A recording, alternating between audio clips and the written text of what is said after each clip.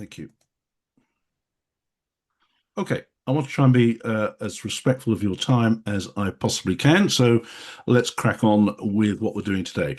So today I'm really doing an extract from what is a full day's workshop, and but hopefully you'll be able to get enough today to get a sense of where I'm going with this. And I think the huge opportunity that there is for financial advisors right now, and I mean literally right now, will come into will provide some context as to why I think this is important right now. But to me, what we're talking about today is the biggest trick that financial advisors have been missing over quite a few years. Now, this as a topic of creating new income streams for financial advisors only really started to pick up about 10 years ago, but it really is getting ahead of steam. And why do I say it's the biggest trick that many advisors are missing? Simply because the financial advice model hasn't really changed much at all. We'll explore this a little bit more. And one thing that we do seem to have got really done well now, it was a bit clunky getting there, but is the striving towards professionalism and expertise, which is absolutely fantastic. But that expertise has significantly more value to financial advisors than we are really making of it right now. Deep inside your heads, all that studying that you've done, all those exams that you've done, the experience that you have working with real clients has given you considerable expertise. But that expertise is broadly staying in the meeting room or on the Zoom call with client. It's not being used much in other ways. So I'm going to explore a bit some ways that we can do that. But first of all, let's have a little bit of context for those of you that I've not met before. We're able to change the slide. There we go. Just very briefly, I'm literally coming up 48 years working with financial advisors one way or another. I presented to quite a few around the world. And I created Life Talk, which is the world's longest running online community for financial advisors. Some of you may be members. Advisors use it to network, share best practice, exchange ideas. Yep, have a moan about providers occasionally. But for many advisors, they tell me it is absolutely invaluable. I've written a few books, and the most recent one is The Third Space, which is fundamentally what we're talking about. I'm not doing this today to promote this book because it's doing fine on its own, thank you. But it is fundamentally about creating a new business model based on what we are talking about today. The one before that was a book about how to get referrals, but The Third Space is really an update of this one that came out about 9, 10 years ago. Literally 56 new income streams for financial advisors. We're going to talk about just 5 of them today, one of which I think offers just so much potential for advisors. It's literally off the scale. So enough rambling, let's crack on. What we're going to look at today, how advisor marketing is changing and why what we're talking about today is important. The importance of understanding who you really want to work with in an ideal world, how to turn that expertise you've got into value and indeed new income streams, and doing it in a way that doesn't disrupt or compromise your current business model. Some advisors I know are going full on, headlong into the model that I'm talking about today. Others are looking at what we're talking about today almost as a bit of a side hustle. So let's kind of explore that if we can. We have a problem when it comes to social media. We know that it's on the news all the time for all sorts of different reasons. But in the world of business, particularly in financial advice, there is no question that we have what I'd call social fatigue right now. And I'm kind of predicting the end of social media for financial advisors, or not necessarily the end, but seeing how it is changing quite dramatically and what that means for us. First of all, engagement levels, and this is all down to algorithms. Engagement levels are falling really quite dramatically. Any of you who use LinkedIn will know that for a fact, that the number of views that a post gets is going down sharply, and that's largely because LinkedIn has changed the algorithm. And it's a shame that we rely on algorithms. When social media first appeared, when we had things like Facebook, the early days of LinkedIn, we used the algorithm to our advantage. It would make sure that more of the right people saw our content, and the algorithms would drive people to our content. It's almost gone the other way now, where the algorithm is deciding that it's not going to share as much content unless your posts meet certain criteria, which we haven't really got time for today. Advisors are posting quite regularly, but they're getting far fewer views. We all know that social media is very noisy, it's very competitive, it's really difficult to stand out, yet we continue to use it. We now know that paying for reach through adverts is probably the way to go if you want to use social media to reach your ideal clients, but it can also be expensive. On the other side of the coin, it's not expensive if you're creating more income from your advertising spend than you are actually spending money on it. So, for example, for £1 in ads, you really need to be bringing £5 in.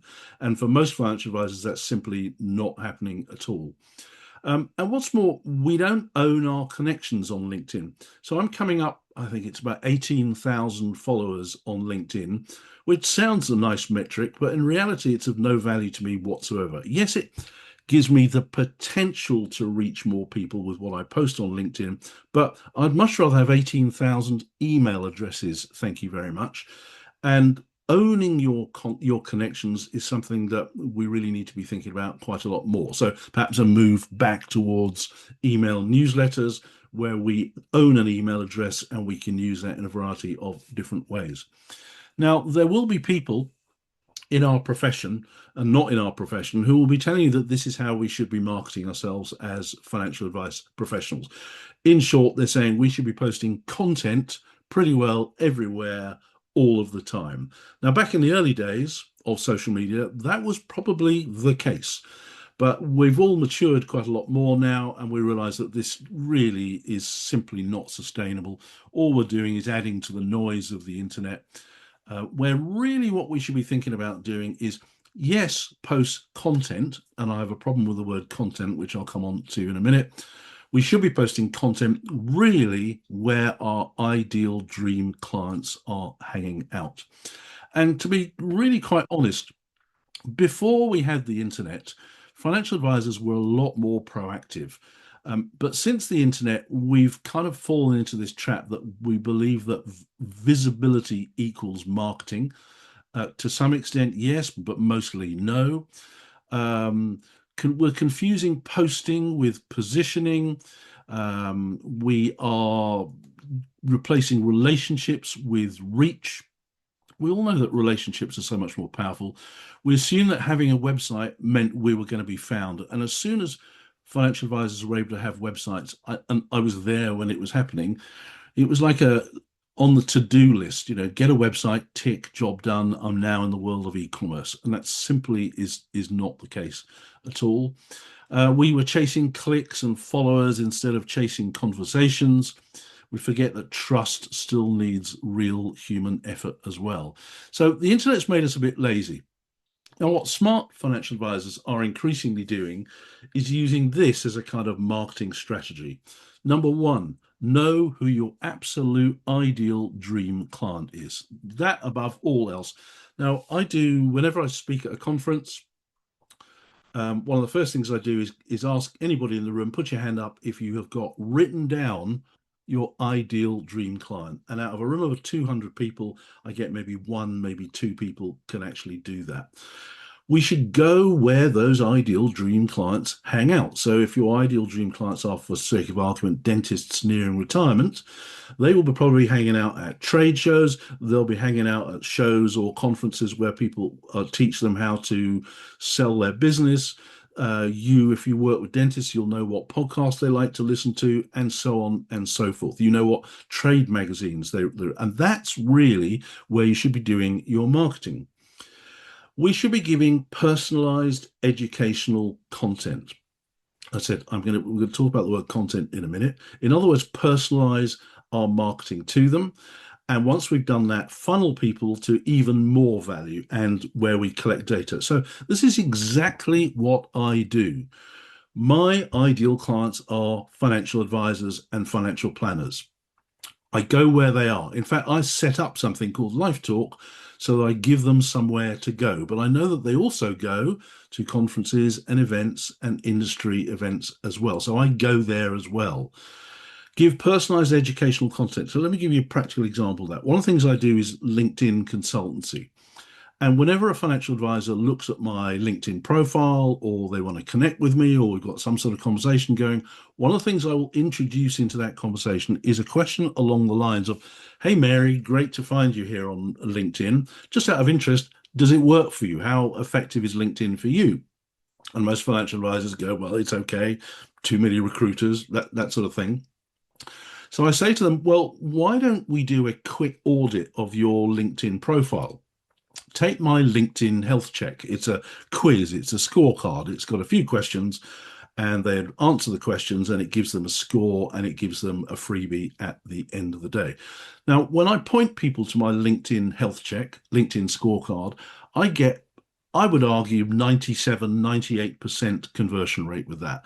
So what I'm saying is, because I'm about to give them some personalized educational content, i.e., an assessment of their LinkedIn profile, they see that as really valuable, and they all, pretty well all of them, click through to it. They get their value, they get their freebie, I get their name, their contact details, and every answer they gave me to every question. Now, you could call that a lead magnet. I could plug that into my website, and whenever a financial advisor visits my website, there it is. It's there for them to have a go at.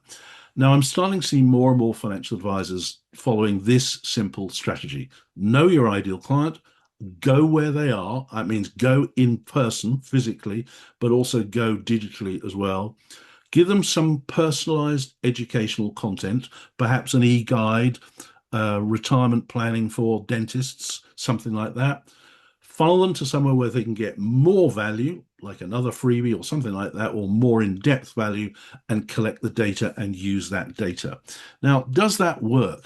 When I do webinars about scorecards, and I say, "Here, go take my LinkedIn health check. It is a scorecard. You can see it in action." Does it work? You bet it does. Last one I did, where I did the LinkedIn health check for financial advisors, I got 97 people went through my LinkedIn health check in 12 minutes. And I still get the occasional one today as people watch the video on YouTube as well. So if you think about this as a way to engage with ideal clients, trust me, this works. In the old days, we used to just put like an e-guide on our website. Here, download our tip sheet for dentists nearing retirement. And you got a name and an email address, and they got their tip sheet. It was a fair exchange of value. Today, it's about bringing data in there as well. So just keep that in mind as we progress. So let's go back to 1978, before we had the internet, and just have a quick look at how advisors used to do marketing. Back then, it was a lot more proactive than it is today. One or two things we still do today, but for the most part, this was stuff we had to get off your backside and go and do something to get some sort of response. 1996, as time went by, we started to experiment a bit with a bit of digital stuff as well. And we were taught, and I was one of the people teaching it, that if you're not on Google, you didn't exist. Now, today, that simply is not the case, because we now have AI helping people to find financial advisors, and more people are using AI as their search engine. And just because, if you don't appear on a Google result, do you appear somewhere else? Today, there's a kind of semi joke that I've been passing around to people, and the joke goes along the lines of, where's a great place to hide a body? Answer: page 2 of Google results. So yes, you do need to be on Google, but you do still exist. We know you still exist because you're also starting to appear in AI search results. One of the problems with AI search results, though, is that for the most part, you don't get a list like you used to get on Google. You get one name. And if you're not that name, then you don't really exist in AI search results. That's for another day, but it's just, again, worth keeping in context as to what we used to do and what we used to believe in terms of how we market ourselves and get visibility online is changing rapidly. Today, because we're using the internet so much, we are very, very reactive in how we promote ourselves. So on our website is the classic example of being reactive. We've got our website out there. We kind of hope for the best that somebody might find it. The most financial advisors' approach to referrals is again a bit of a hope strategy. You do a great job with the client. You could probably rightly hope and expect that they might refer someone to you, but it's still quite a reactive thing. LinkedIn. Most financial advisors are not posting on LinkedIn. They just have a profile. So again, it's a bit of a reactive. Vouched for even is quite reactive as well. We kind of hope that there are some leads possibly coming our way. So yeah, we still do seminars. Yes, we still go to networking events and other stuff, but for the most part, our marketing as financial advisors is pretty reactive. So wouldn't it be great if we could turn these activities into something that actually works for us, but in a way that's a bit more proactive? That's what we're going to be looking at. So the hope strategy, to me, tweet and hope, that really isn't a strategy at all. Hope site visitors want to talk to you, hoping clients will refer us, hoping professionals nearby, accountants, solicitors are going to refer us, hope LinkedIn will attract clients, hope Google and AI sends us traffic, and hope people know what makes us different. The hope strategy is very, very weak, yet a very large proportion of financial advisors are actually adopting this particular approach. So I started in 1978, and here we are in 2026. What's actually happened in 48 years? Now, I'm not going to go into this in detail because you all know it, but I want to just come on to what's actually not changed despite all of this. What's really not changed is that advice is still one advisor serving one client at a time. Now, that model still struggles to scale beyond just affluent clients. Now, I'm not saying you should change your model. I'm saying that there is an alternative which has the potential to reach more people that are not necessarily in the affluent space, but also create significant income streams for you as well. So growth, financial advice firms is really constrained by people and time and not really demand. And as we know, most financial advice firms still rely on one core revenue model. So the rules have changed a bit. The delivery model largely hasn't. The new marketing model, I think, is a bit more exciting. And it actually doesn't take any more work than we're doing now. There's a little bit of setup to be doing, but once it's rolling, away we go. Now, I want to give you the model of Life Talk. I first discovered social media through an organization called Ecademy, founded by Thomas and Penny Power in the UK. They're based in Farnham. I think they're still based in Farnham. And Ecademy was the forerunner to LinkedIn. They started in 1998. LinkedIn started in 2003. And basically what it was a combination of real life networking meetings for business people around the world, mostly in the UK, where you went along, you had a chat, you did the exchanging business cards, somebody did a talk, and you had a few drinks, and it was all very great.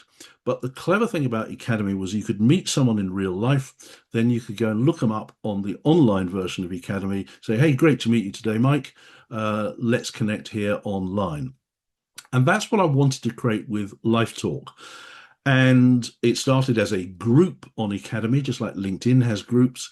And I kind of initially set it up, I thought, I wonder if I set this thing up, yes, it'll be of value to financial advisors, but I can potentially make some money out of this by observing what financial advisors are talking about. And particularly when it came to marketing, I could come up with solutions for them. So the new marketing model is fundamentally around creating community around your brand. It's a one-to-many approach. So you'll have, thousands of people or hundreds of people or dozens of people in your community. Doesn't really matter. You have a value ladder. We'll touch briefly on that as well. So you offer educational assets. The experience that people receive can be highly personalized. The members of your community, i.e. your clients, will be talking about you. Now, search, let's just recap on search as well. In fact, I've already mentioned this, so I'm just going to jump over this and save us a little bit of time. So educational assets, we talk about content, and I think content is a bit of a throwaway line when in theory, content is supposed to be something of value. You post something on LinkedIn, ideally it will be of value to your target market. But everyone's doing content these days, and what I'd rather refer to them now is educational assets. And an asset is a completely different thing from a bit of content. So, for example, writing a book is an educational asset, and it will help you create new income streams as well. So, how can financial advisors find ideas to create educational assets? You start with this concept of the value ladder. It's not a new thing, but it kind of describes how businesses build relationships and trust quite nicely. So, for example, a dentist has a value ladder. My dad was a dentist, and the top of his value ladder was always cosmetic dental work, and teeth cleaning was a brand new thing back when he was practicing. So teeth cleaning, cosmetic dentistry were at the top, i.e., the expensive stuff where the profit lies. But what a lot of dentists do today is they build relationships with you by offering some free stuff right at the bottom of the value, just to get you in the building. Teeth cleaning, teeth whitening, just to get you in the building. Get a nice testimonial off you, video testimonial, which you can have on your practice website as well. And as the relationship builds, the trust builds as well, it makes it much more likely that patient is going to stick around for quite a while and hopefully go on to buy the expensive stuff. Who else has a value ladder? Chiropractors have a value ladder, starts with a free consultation, maybe a bit of a massage. The real money for chiropractors is their weekend wellness retreat in a fancy hotel with yoga, guest speakers, nice nutrition, all that good stuff. Really expensive, but no one's going to go on the wellness retreat until they've experienced some of the other stuff that you offer along the way. The expensive, highly profitable content assets are right up at the top. Gyms have their own value ladder. And here's my value ladder. It starts with Life Talk. Life Talk is one of the most valuable resources in the entire industry for financial advisors. There is nothing you can ask about being a financial advisor or running a financial advice business that either hasn't already been answered or won't be answered within the group. That's free. I've thought many, many times over the years as to whether or not I should charge for it, but it's free. And basically, I'm offering the things in green are usually free. The things in blue can be free, they can be chargeable. The things in black you pay for, the things in red are very expensive. But no financial advisor is going to go on my deep dive marketing retreat unless they've experienced some of the other stuff along the way. That is a value ladder.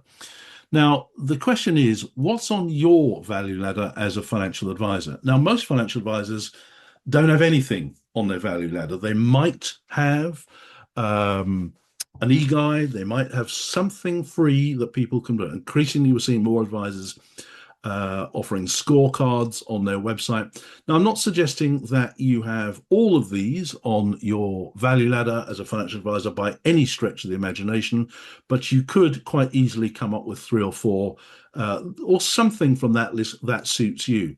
Now, what's really interesting is I am now starting to see more and more financial advisors offering weekend retreats, overseas retreats, or have an inner circle where they meet up once a quarter or something like that. One financial advisor in the United States has a wealth weekend symposium every quarter, and the price of attending his weekend wealth symposium is $12,000, and he has a 6-month waiting list for that as well. So don't think that these things are not doable or not possible. Financial advisors are doing all of these things in some way, shape, or form. So for a financial advisor, a typical value ladder might start with a scorecard or an e-guide on their website. The scorecard, it's like a lead magnet on steroids. The prospect goes through it, they find out some useful information about themselves where they benchmark themselves, some aspect of their life or personal finances against, well, a benchmark that an expert, a financial advisor, has set. Podcasts, we're seeing more and more advisors doing podcasts. Some have written books. I know a couple of people on this call have written books where financial planning is right up the top of the list. That's what we want people to do. And I know financial advisors get many people, they only talk to you because they want your financial planning, but you could potentially offer these things as well. And you could also charge for these things as well. And it makes financial advisors' websites a lot more interesting. Many financial advisor websites tell us absolutely now. They tell us the bleeding obvious stuff that we can figure out for ourselves. And stuff like this, we have a reputation for excellent client care. We're committed to quality, value, and personal service, blah, blah, blah. I should hope so too. These are not differentiators anymore. They used to be, they're not anymore. And clients and people visiting websites want more than this kind of stuff. Okay. Um, we have a real problem with financial advisor websites at the moment. Far too many cliches. And with the greatest respect to my podcast host, Mr. Phil Bray, who never does anything like this, I just want to show you stuff that I still see pretty well every day, financial advisors doing on their websites. This couple, I hope they've been paid a lot of money because they appear on a lot of financial advisors' websites, sitting on a bench there. Sometimes I've seen them flying kites with their grandchildren. It just doesn't cut it anymore. Look at this one as well. This appears on so many advisors' websites. This one as well. This one as well. And I saw one the other day. Clearly, it's AI generated, but what is this all about? This stuff does not cut it. And we really have to start moving on and start showing imagery of real people today. And when we've got more and more people living longer lives and much more active lives, we ought to be reflecting that. One of the best things you could do if you were to change anything on your website today, well, one, put in a scorecard. Two, have video testimonials of real clients sitting on their sofa in their house, not saying things like, since I met Jones and Co, planning our net worth has quadrupled. No one says that, but saying things like, since we met Jones and Co, it's like having a new member of the family, somebody we can trust and help us. Human beings say human things when they're doing when they're creating testimonials for you. If you do nothing else as a result of today's webinar, please get some video client testimonials. So let's move on and start seeing how we can make some money out of this. First thing, educational assets. Not just content, but educational assets. Let's show you this. This is an educational asset. It's something that Gordon's produced over 100 years ago. And over 100 years ago, you couldn't buy gin and spirits in supermarkets. We didn't really have supermarkets. You could only buy them in off licenses. And Gordon's produced this over 100 years ago, which was given away as a freebie by off-license owners. And basically what it does, it was there to do, was to add value to existing gin drinkers, but to also try and attract people into the world of gin. And it talks about gin, talks about how it's made, what's in it, and it also gives a whole bunch of different cocktails that people can make. That is an educational asset. It's free and it works an absolute treat. I've actually tried every single one of those cocktails. Most of them are horrendous, but that's not really the point. Other educational assets. You could write a book. Some of you know that I do a book writing course. You could create your own courses. You could create your own podcasts, seminars, webinars, and scorecards as well. You can charge for all of these. And with a bit of care and a bit of thought and a bit of a plan and a bit of a strategy, you can make a lot of money out of these educational assets. And they work particularly well if you are in a niche market. Now, Jared, some of you may have heard this particular story. Jared Reynolds is a financial planner out in the States, and his niche market is professional bass fishermen and women. That's all he wants to work with. And if you are in that world as a professional sports person in the fishing world, you go to Jared to do your financial planning. And if you have some educational assets, these people will buy them, full stop. Other niche markets. So this works particularly well in niche markets. Here's a financial planner who used to work in a nuclear power station. He got a bit bored with that and he decided to become a financial planner. And that is the first version of his website. Well done for getting a sailing boat on there. But do you think that website will appeal to people? Of course it wouldn't at all. Then out of the blue one day, he gets an inquiry from someone he used to work with, in his nuclear power station. And he worked with them and they then recommended some other ex-colleagues as well. And before we knew it, Our friend had created the only financial planning firm in the world created exclusively for nuclear power plant professionals. That is a niche. Now, if you work in a nuclear power plant, you will be very, very familiar with a chart like this. Nuclear power plant emergency operating procedures. They are pasted on every single wall. They are everywhere. So what our financial planner decided to do was to create a financial operating procedures.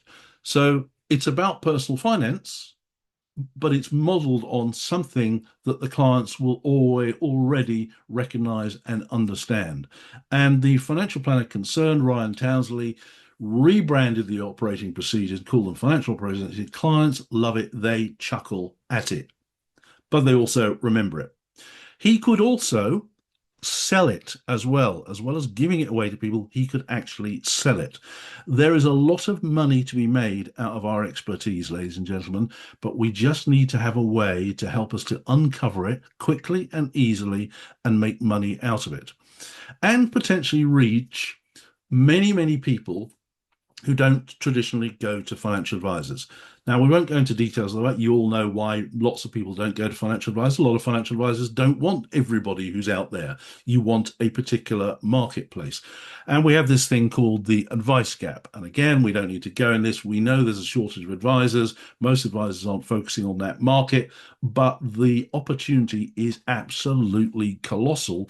And some financial advisors are beginning to realize actually we could be focusing on this, not as an alternative to what you do now, but run it alongside it. But some have already decided to ditch their current models and start this. But even relatively sophisticated people who you would normally expect to go to a financial planner still don't, for their own reasons. It's not for us to criticize, but they have their own reasons. And Alan Smith, some of you will know, pointed out Sean Wallace, very intelligent man who will have nothing to do with the markets or anything like that. So there's lots of people in all walks of life that could potentially benefit from this.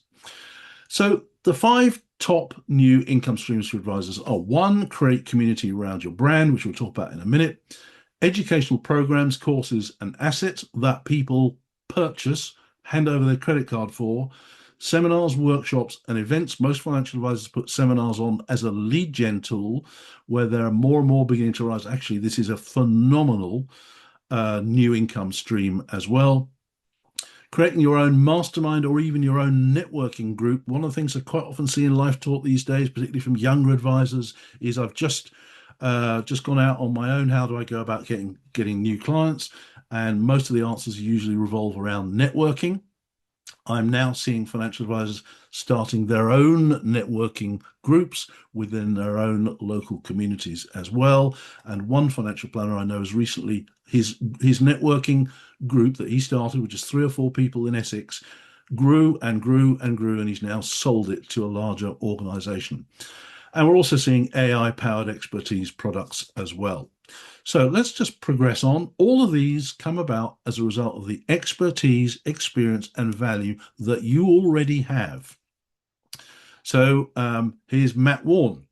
This is his expertise. This started life as a monthly post on LinkedIn.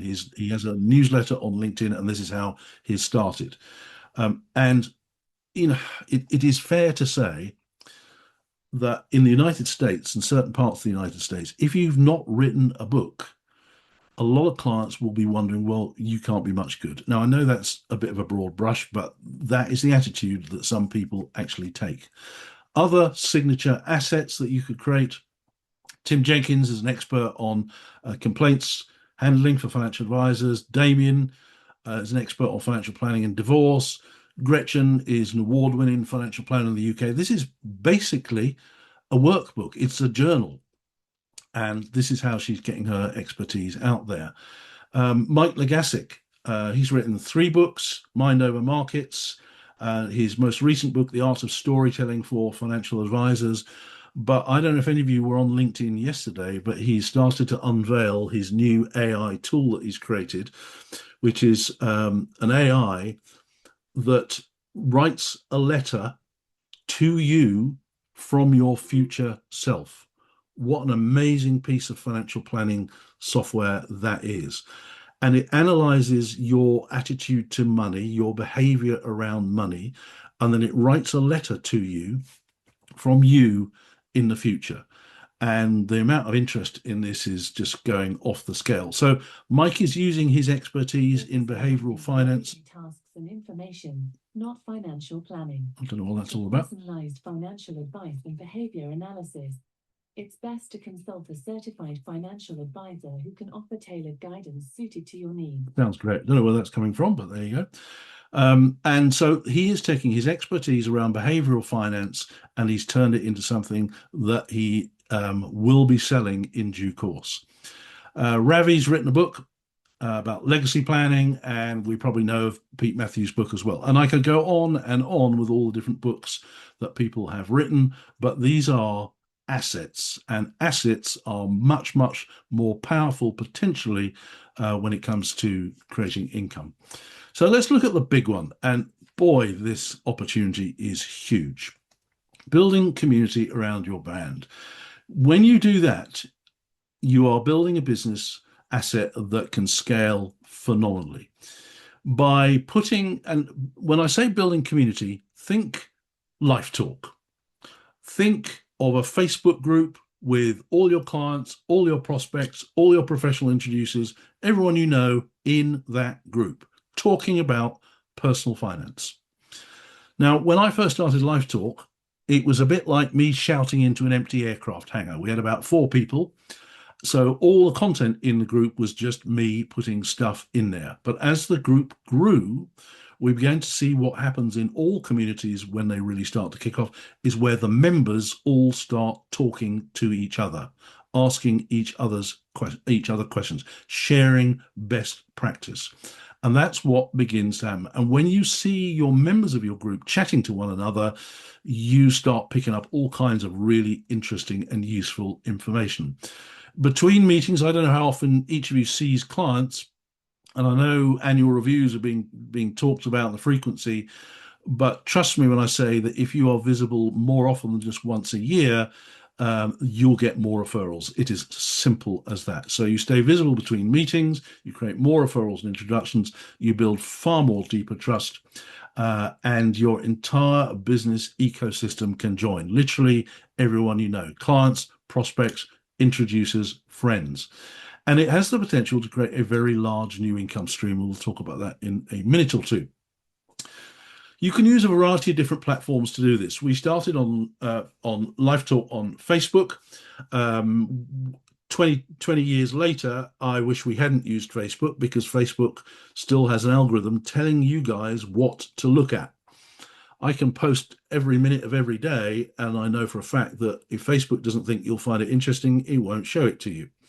So Facebook, you can do it there, and I know several financial advisors have started their own Facebook group for clients.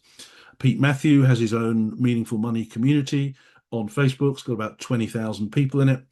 You could use LinkedIn, but I don't think LinkedIn is fit for purpose. LinkedIn groups are. Mighty Networks is a software platform which is really the gold standard. It is a software as a service tool that is specifically designed to help people build online communities. It's quite expensive, but once you are making a profit on it, it's well worth the money. The one that I use is School, absolutely fabulous platform. Another one is Circle, Passion. You could even build your own. You could go to Claude AI, build your own, or you could even use WhatsApp. I expect 1 or 2 of you on this call are members of WhatsApp groups, and we all know WhatsApp it's better for families than it is for communities of different people. So those are the platforms. The ones I'd recommend: Mighty Networks and School. So let's just have a think about this. Where do people typically go if they're not going to a financial advisor? Where do they go for information around personal finance? Martin Lewis is pretty useful for a lot of people. He does a lot of good work, but most people are going to YouTube or TikTok and Instagram and LinkedIn, and we all know about the problems with finfluencers, and it's great to see the FCA cracking down on that, where advice is being given where it really shouldn't. But the simple fact of the matter is people do go to these platforms. Now, you might be forgiven for thinking that if you want some information about pension planning or drawdowns or SIPs or whatever it is, that they could get all that information for free.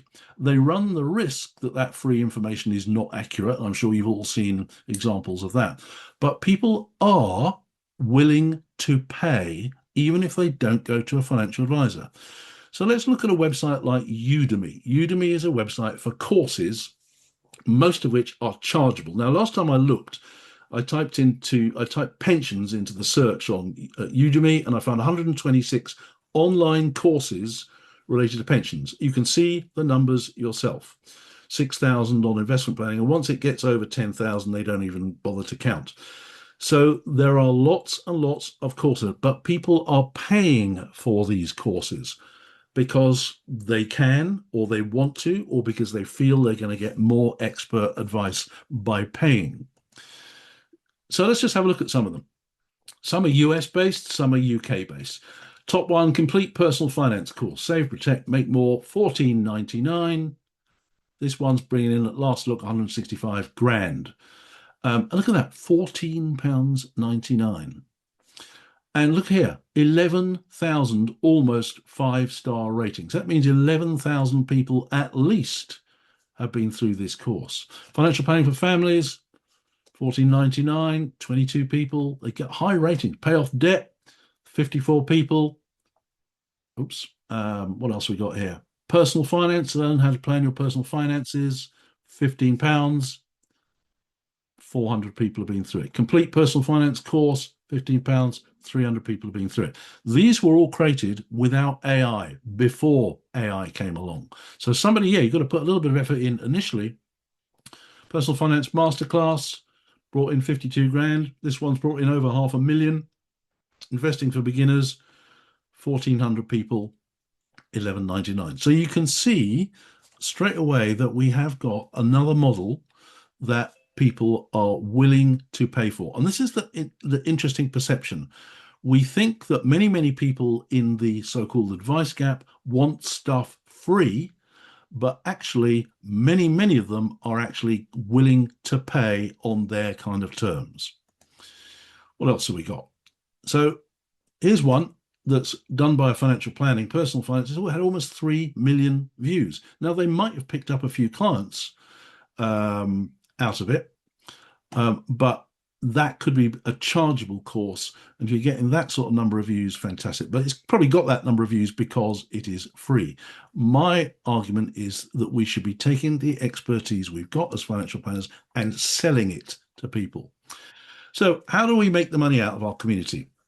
Well, you've got a variety of different models that you can do. You can make it free, just like Life Talk is free, but I also put on some courses and some training, and I do consultancy, and so I get paid that way.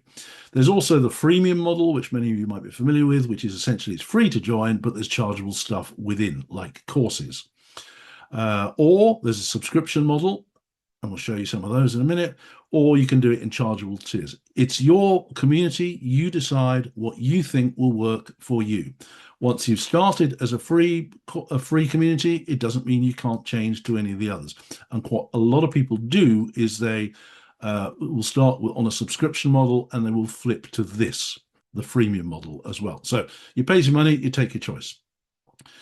Now, what I would urge you to do is to think of this as not just another business model, but a natural extension of what you already do. And maybe consider it as your new way of marketing. Ideally, your community needs to have no algorithm. Unfortunately, LinkedIn and Facebook have an algorithm, which is a bit of a problem. Mighty Networks and School have no algorithm. So what you put in there gets seen and engaged with. You need to have a forum. Ideally, that forum and the topics need to be categorized. One of my problems with Facebook and one of the complaints I get from financial advisors is I can't find a particular post that somebody put on 3 years ago. And that's because, unfortunately, we can't categorize the topics within there. Within Mighty Networks and School, that's exactly what you can do. You want a classroom where you can put any courses or high-end assets that you want to sell. You need to have a calendar, so if something's coming up, you can promote it in there. You want a member list so people can see who else is there. And also on school, they have a map, so you can actually see who is nearby that you might want to get in touch with. You want private messaging, and if you can, you want just a little bit of a gamification just to make it fun as well. So in other words, you reward people for posting regularly with points and stars and so on and so forth. So that's really those are the sort of main ingredients that you need in your community. I've talked about that. So let's have a look at a couple. The big one is the Rock Retirement Club by Roger Whitney. Roger Whitney is a financial planner. He does what most of you do. Full stop. That's what he does. He's a financial planner. But he's created this thing called the Rock Retirement Club.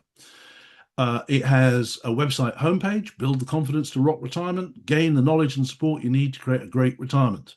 And he's got a waiting list as well, which creates more intrigue and curiosity. He changes the homepage around. Now, we haven't got old people sitting on benches here.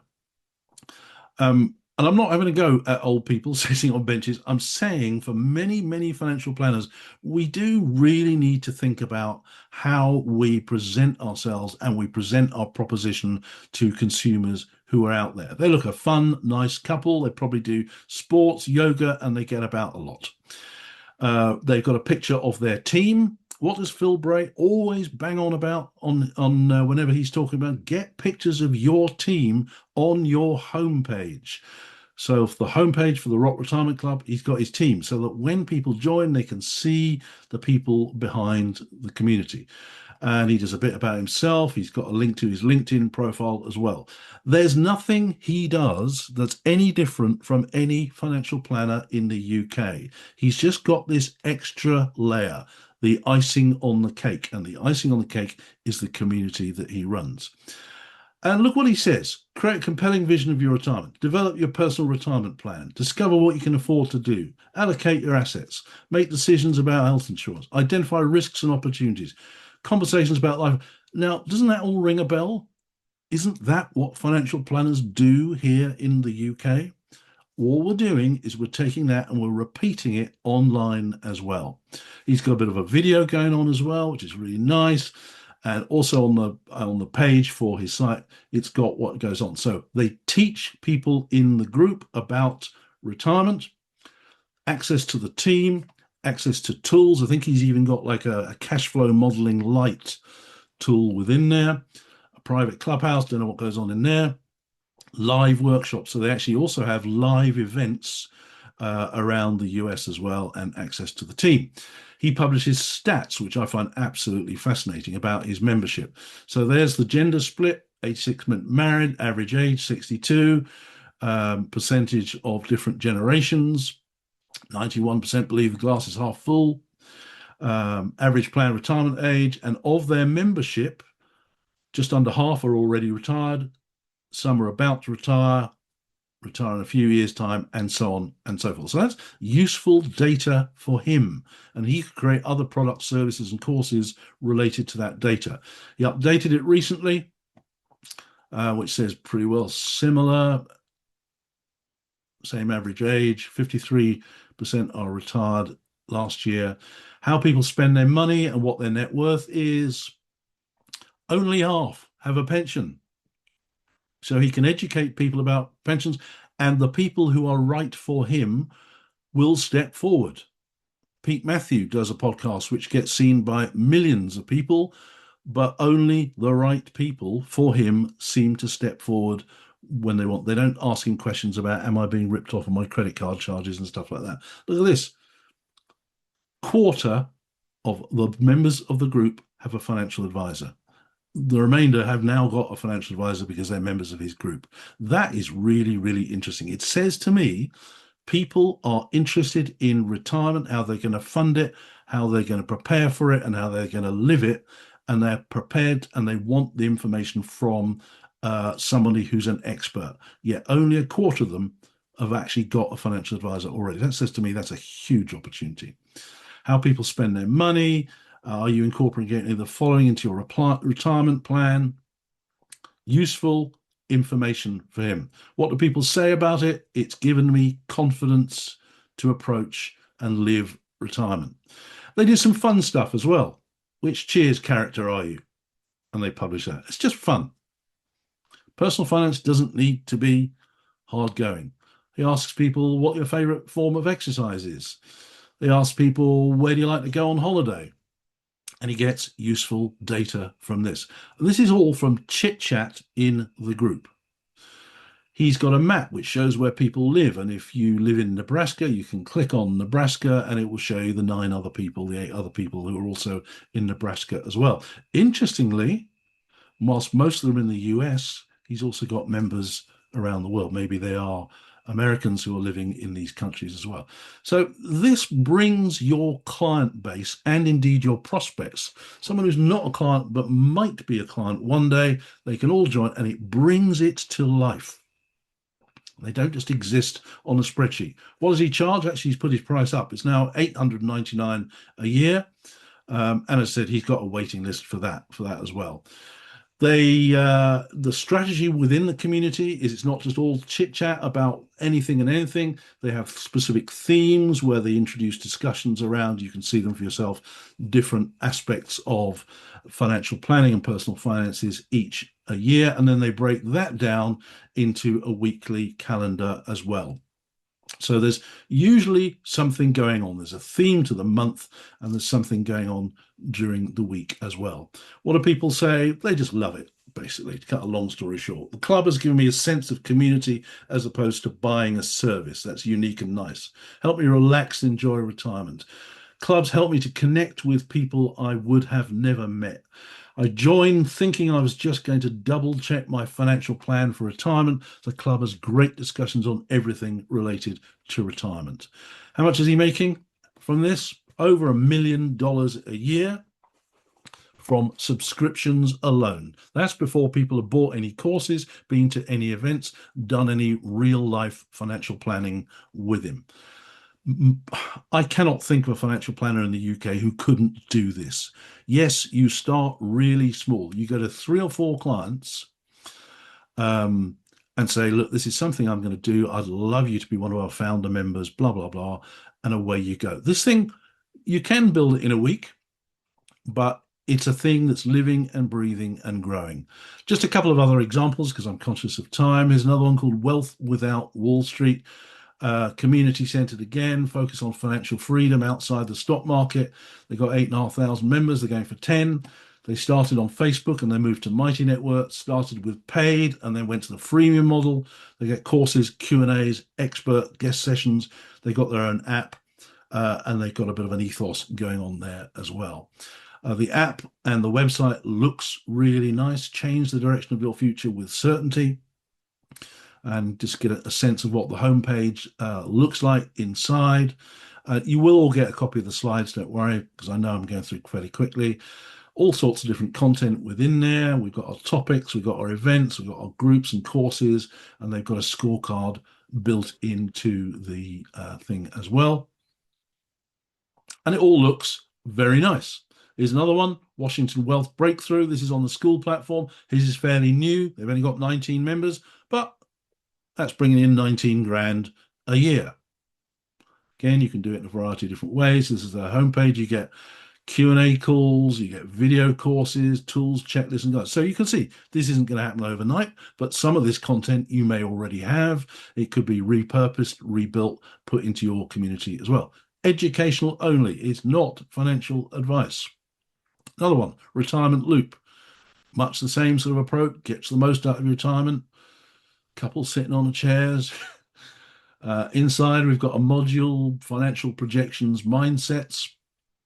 First module will learn about the different financial projections mindset, and you can see the different aspects of it too. So this is just pure education. This is more, way more than just content, as we often call it. This is valuable. It has real value to you, to the people, and it makes joining your community worthwhile. Don't need to read all this. Members post me and comment much more than they message or email me. They're helping each other out. That says it's a decent community. In the UK, here's Jessamy. She's playing around with a variety of different ways of doing this. She does challenges. She's trying to get personal finance education out there. She's offering strategy sessions, lifetime access to the Bare Naked Money Facebook community. So we can see that all of these are community based. Some of you might know Boost Financial. Um, Now they don't, well, they do have a community, but they're doing it in a slightly different way. So they're a regular firm of financial planning planners. Their marketing looks really nice. But something they introduced a year ago was a community for their clients to just talk about travel. Every one of you will have clients who likes to travel. But here's a place that they've created where their own clients can meet up or just chat with other clients and talk about where they like, and they all find it absolutely fabulous. So there's no talk about personal finance in there. It's just a community they've created for their clients. The daddy in the UK has 20,000 people in his Facebook group, which is fantastic. People talk about all kinds of things. He's got his Meaningful Academy. He's got his community, as I said. And within his academy, he has 3 courses: financial foundations, building wealth, retirement planning. Those 3 courses alone are bringing him in 20 grand a month. Which he says in his own properly useful money. He's taking the expertise that he has. You take a little bit of time and effort, turn them into courses. There's no financial advice, and selling it to people. And so hopefully I've shown you that people will pay for your expertise if it is presented to them in all sorts of other ways. So the benefits of this model: you can reach more people. You can add value to your current people, brings in new revenue streams. And if you've got a subscription version, you've got predictable cash flow. It's a great way to nurture a few clients who approach you now, and it's not necessarily a client that you want to work with now, but put them in your community, and they could potentially be new clients, or they will refer other people. The fact that you've done this, it's like writing a book, says, you're the center of a community. That has real value to you. Enables you to differentiate from other advisors. You can build scale without cost as well. It's great for consumer duty. You get a lot of data just by watching what people are talking about in your group. That's what Roger's doing. It's just another way to broaden out your proposition in a way. And it also has the potential to increase the value of your business when you come to exit or sell it as well. So we've talked about the charging models, and you can begin to see now what might work for different people. Just to wrap up, I want to show you how people are using the school platform in the United States. And if you search money, groups related to money and entrepreneurship, it comes up with some fascinating things. So this one, helping people to start their own businesses. 1,700 members, each paying $119 a month. 6,000 members, each paying $49 a month. Offer Lab, how to create offers. So whatever you're selling, whether you're selling other people's products or whatever, 9,000 members, but people will buy stuff within that as well. Is that Spanish? Is that Spanish? That looks about 300 members, paying $27 a month. 4,000 members, paying $37. 28,000 members for free, but I know they have like an upsell in there as well. 2,500 members, each paying $184. You can see for yourselves that there is decent money to be made. Now, people join your groups, they leave your groups. That happens. And I can help you create your own group and go through some of the depth about what can be done in here. But look at this one: trading for women. Almost 4,000 members, 35, each paying $35 a month. We're taking expertise from people who have expertise, and we are selling it in a completely new way. But we're selling it within the confines of a community, and people love community. On Mighty Networks, Bitcoin related educational, bringing in 2 million annual recurring revenue, just selling courses within their community. This lady has created Wealth Builders, teach people about investment as well. They made 100 grand in the first 2 weeks of a particular level of the Mighty Networks platform. And she's got a nice app. She's created a nice landing page. The app looks really nice, and more blurb, just the same as Roger, the Rock Retirement Club, has done as well. What to get: stretch your thinking, free yourself of debt, build generational wealth, become an investor, stretch your thinking. It is all educational stuff. So certain platforms, certain communities work faster. If you've got a niche or people have got something in common, people going through a transition in life, they're the ones that tend to grow the fastest. You need to have a bit of a mission as well. Tell people what your mission is. Bring in your existing clients, bring in your prospects, bring in your professional connections, and bring in local businesses as well. The best time to launch is January in an ideal world. So those of you thinking of actually doing this, you've got a nice long time that we can start building. We'll know why January. People make New Year's resolutions. People think, right, I'm going to make this my best year ever. People are much more focused. So January is a great time to launch. And Mighty Networks have a lot of stats to show that people joining in January will pay a lot more than starting in other months as well. So remember I said at the beginning about I have 18,000 followers on LinkedIn. I would rather have 18,000 email addresses, but failing that, I'd like to have 18,000 people in one of my communities where I can nurture them, I can care about them, I can listen to them, I can educate them, and I can sell stuff to them as well. And providing the community isn't all about sell, sell, sell, and it doesn't need to be if you're on a subscription basis, you can see for yourself that there's a lot of money to be made.